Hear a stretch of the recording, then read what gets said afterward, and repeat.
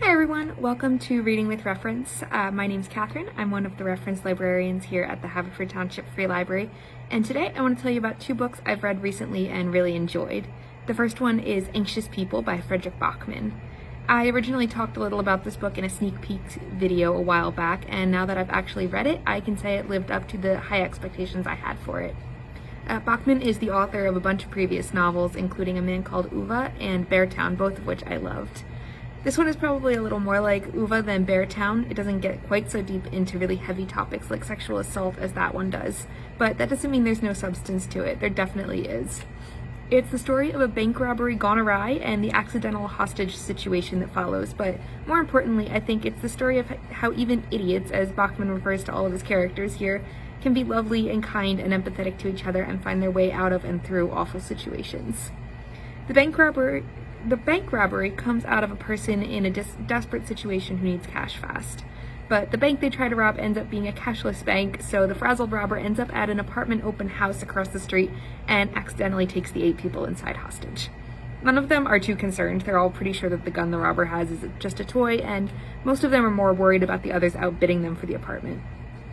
Instead, over the course of the hours they're stuck in the apartment together, the strangers end up forming unexpected connections with each other, telling each other things they've been avoiding telling anyone for far too long, all as the police and TV cameras work to figure out what's going on and how to end it.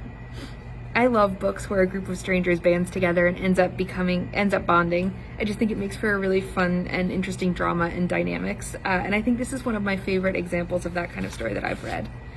The group of apartment shoppers is such a funny, flawed, infuriating, but ultimately lovely group of people. There's Roger and Anna-Lena, a married couple whose hobbies include writing scathing reviews for products they've never used and visiting every IKEA in Sweden. Zara, a wealthy bank director who doesn't actually want the apartment but likes to go to viewings to see how normal people live. Julia and Ro, who are a young lesbian couple expecting their first child and arguing about just about everything possible. And then there's the rabbit, which I won't say more about because it's a really great surprise and I don't want to ruin it. I think we could probably all use some more good or nice stories right now, and this is such a sweet, heartwarming one. A review that I read of it said that empathy wins the day throughout the story, which is exactly what I needed. It's the perfect book for these times, and I can't recommend it highly enough. The second book I want to tell you about is Motherland by Leah Frankie. This is Frankie's second novel. I actually discussed her first, which is America for Beginners, a month or two ago, and it was one of the recent selections for our library book club Books on Tap. One of the things that I really loved about America for Beginners was the way the author described culture clashes between people from very different backgrounds and circumstances. It's something she knows well, I assume, because she, like her main character in Motherland, is an American woman married to an Indian man and living with him in Mumbai. I imagine that's where the major similarities between Frankie and her main character, Rachel, end, though. Rachel's story starts shortly after she and her new husband, Dhruv, have moved from New York to Mumbai. She's struggling to adjust and find her place in this new life when Dhruv's mother, Swati, shows up at their door unannounced and uninvited. That's enough of a surprise for Rachel, but that's just the beginning. Swati tells her that she has left her husband and that she will be living with Rachel and Dhruv from now on, as in indefinitely. It's a great premise for a novel. It's super dramatic right from the get-go.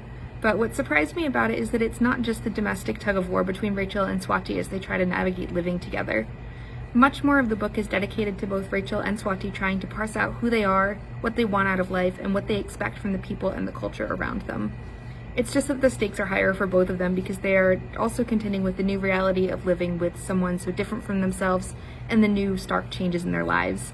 Rachel's move from the only place and culture she's ever known, and Swati's decision to reject everything she's been taught about how she ought to behave. It's a really interesting, multifaceted novel. It wasn't quite what I was expecting, but I enjoyed it a lot and I really recommend it. So that's Motherland by Leah Frankie and Anxious People by Fredrik Backman. Thanks so much for watching, everyone. I hope you're reading something good this weekend. Thanks again. Take care. Bye.